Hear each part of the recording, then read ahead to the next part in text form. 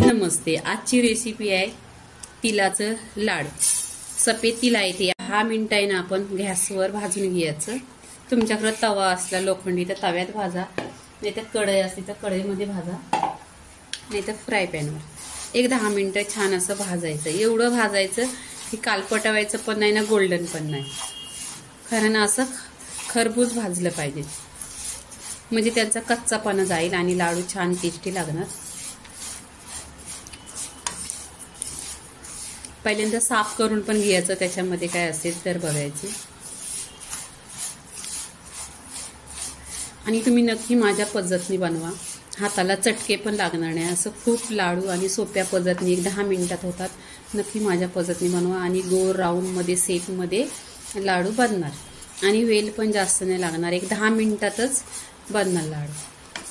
आणि तुम्ही बघा घरातले लाडू बनवले आणि बाहेरचे लाडूमध्ये खाली गोरच असतो जास्त, पण घरातल्या सगळे जे घरात आपल्या साहित्य आहेत ते सफेद तिल किंवा एलची किंवा शेंगदाण्याचं पोट असं किंवा गुळ ह्याच्यापासून बनवलेलं खूप टेस्टी लागतात आणि लवकर पण होतात. इथे 2 मिनिटं झालेली आहे. असे आपण 8 मिनिटं सफेद तिल भाजून घ्यायचं. कलर बदलेपर्यंत आपण भाजायचं. इथे सफेद आहेत ते तुम्हाला हलकसे बघा असं लाल दिसणार, तेव्हा गॅस बंद करायचा.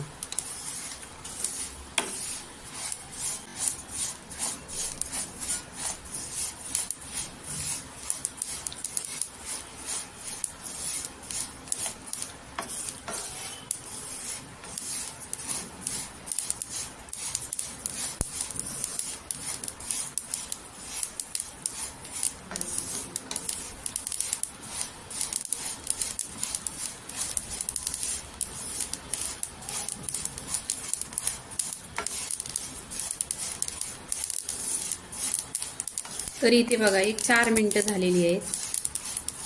असं 4 मिनिटं अजून भाजून घ्यायचं. इथे कलर पण बदललेला आहे पूर्णपणे. तुम्ही बघा जिथे सफेद होतं ना तिथे कलर बदललेला आहे. तर पूर्णपणे इथे 4 मिनिटं झालेली आहे. 4 मिनिटापासून 6 मिनिटं झाली आणि 8 मिनिटं झालेली आहेत. गॅस बंद करायचा आणि हे सफेद तेल काढून घ्यायचं. इथे आता मी हे सफेद तेल काढून घेणार आहे. इथे गॅसवर पॅन ठेवलेला आहे. त्याच्यामध्ये काय करायचं, 1 चमचा घी टाकायचा. तुमच्याकडे घी असलं तर घी टाका, तूप असलं तर तूप टाका, आणि काही नसलं तरी पण चालेल. असा पण गूळ आहे ना वितळतो गरम झाल्यानंतर कढई. इथे 1 वाटी गूळ आहे. हा गूळ आहे ना नाही चिकीचा आहे आणि नाही लाडूचा आहे, हा साधा गूळ आहे. तुम्ही कोणता पण गूळ घ्या, होतात लाडू छान होतात. इथे बघा गूळ असं विरघळलंय.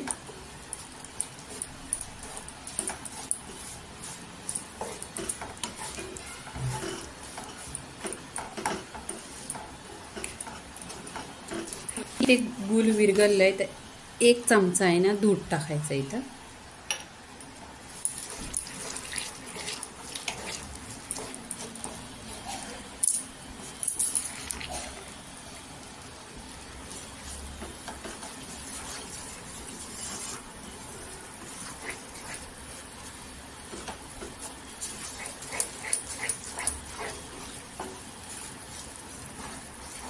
इथे बघा छान असं गूळ वितळलंय. गूळ वितळल्यानंतर इथे वेलची पूड टाकलेली आहे 1 चमचा. याने खूप छान खुशबू येतो आणि टेस्ट पण खूप छान येतो.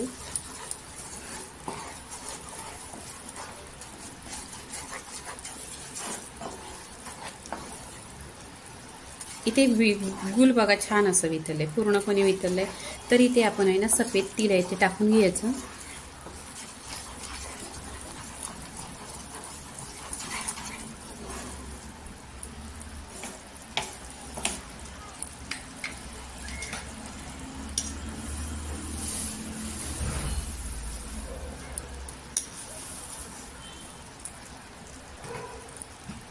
आणि गॅस बंद करायचा.